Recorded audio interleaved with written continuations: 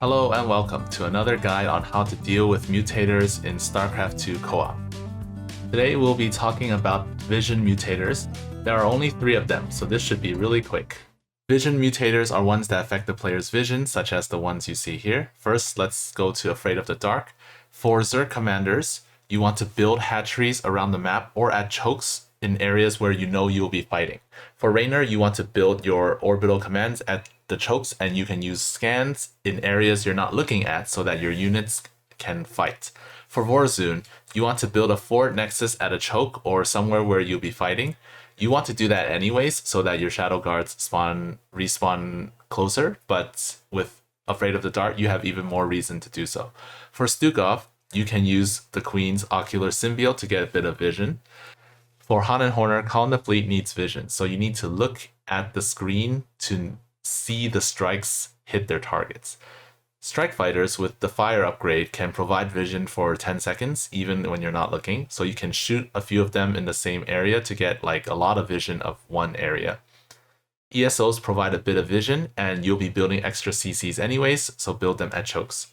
For Darkness, if you know the timings of the attack waves on this map, you don't actually really have to worry about this mutator at all. For Rifts to Core Hall, Void Launch, Oblivion Express, Void Thrashing, and Scythe of Amon, there are no significant effects on gameplay. You'll just be pretty much doing the same thing. For Temple of the Past, if you know the patterns, no real effect.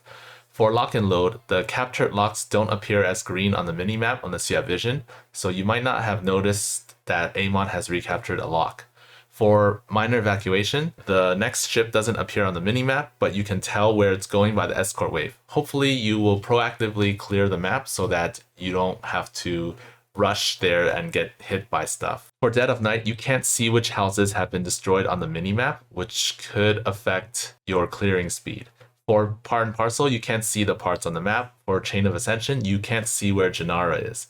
For Crate of Death, you can't see which way you should go, but you can listen to stone or check the lights at the ramps to see the next area. Vermilion Problem is one of the maps where this matters a lot because you can't see where the crystals are. You have to blindly go to different places to see where they are. Hopefully you have a general idea of where they can be with each spawn. For Mal Warfare and Missed Opportunities, you can't see where the escort waves come from. These 2 maps are greatly affected by this mutator. For Shortsighted, it just affects the vision, not the range. So as long as you have vision, your units can shoot normally. For Raynor, you want to scan so that you can see further. For Kerrigan, you want Omega Worms because they provide a bit of vision, and then your long-range units can attack. For Artanis, you want to use Zealots to provide vision for your Dragoons or Tempests to shoot.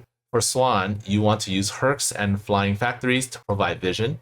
For Zagara, Shortsighted isn't really a big deal, but you want to use some Lings and Banes so that your Hunter-Killers can get some hits in. For Vorazun, you want to use Sacrificial Centurions so that your DTs can use Shadow Fury. You'll be floating a lot of minerals anyways. Karax just spreads observers. For Abathur, you want to use Swarm Host, of course. You can turn off autocast on a Toxic Nest and then have your Swarm Host attack it, and it'll just keep sending locusts in that direction.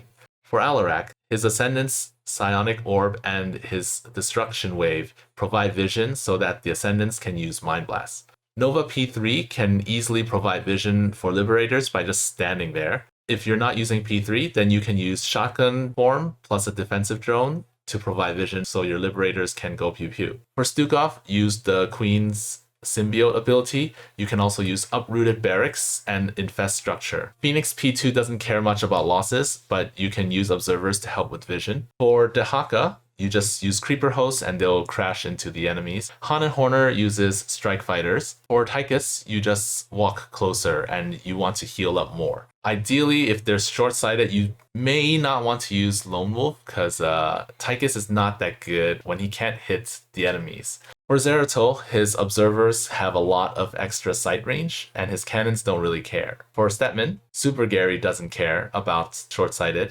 and you can use the Gary Zone to push forward or overcharge a Steadolite before you push, and then you'll be fine. Steadolites also provide a bit of vision. Manx, his ESOs don't really care, and you can use Contaminated Strike as well to get some vision. And that's it for this lesson.